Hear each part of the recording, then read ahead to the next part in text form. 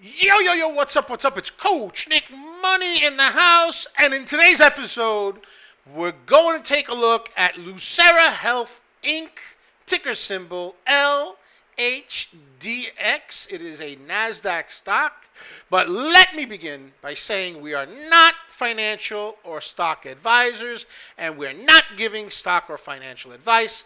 This episode is for entertainment purposes only. Da-da-da-da-da-da. Always do your own due diligence. You do you.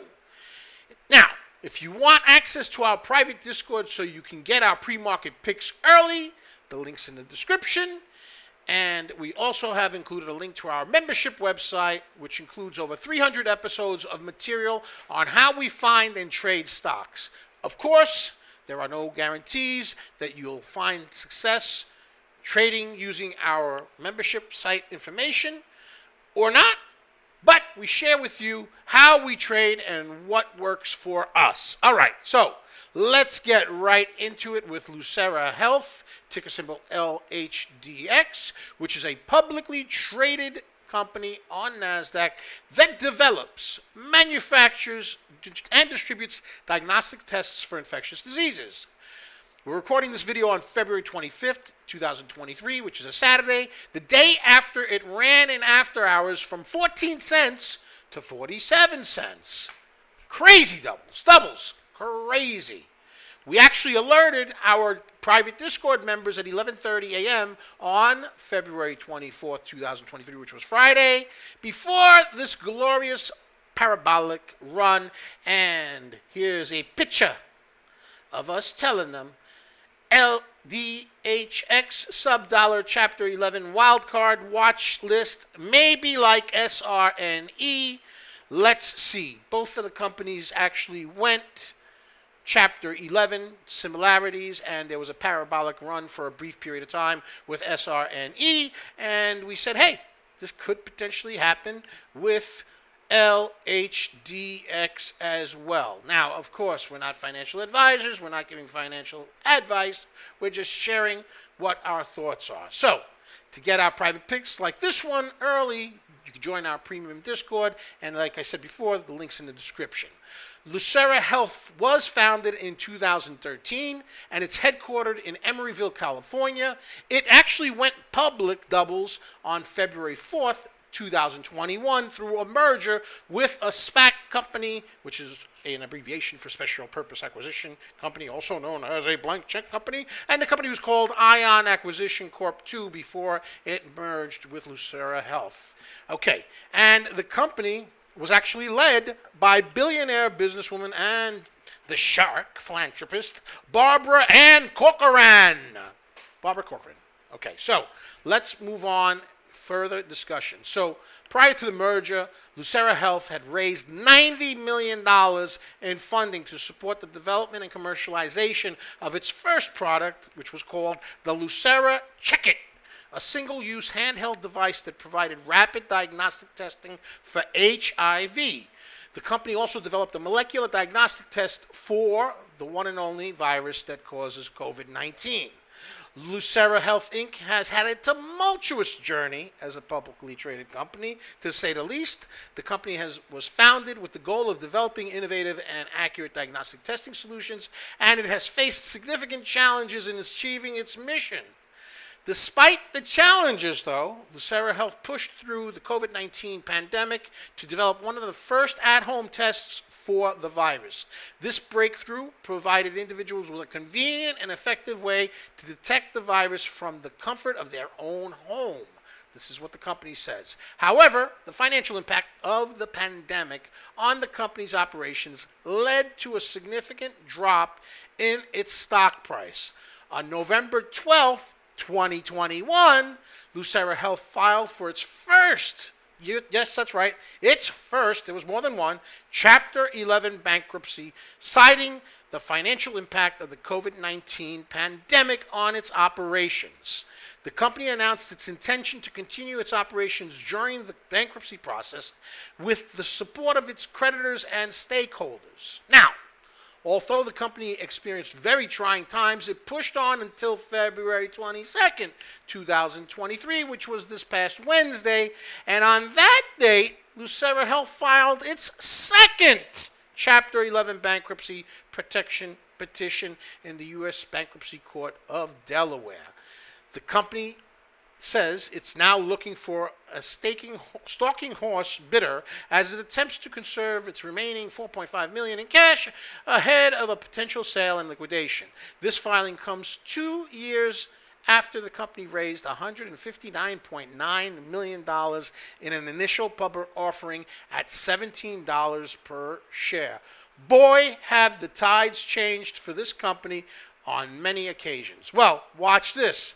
The company's shares had been trading at 12 cents on the day of the filing, February 22nd, 2023, a significant drop from its IPO price and a huge drop from its all-time high of $33.39. You heard that, okay? What a swing. However, the recent FDA approval of Lucera Health at-home test kit for both COVID-19 and the flu simultaneously represented a significant development for the company and a potential path towards financial recovery.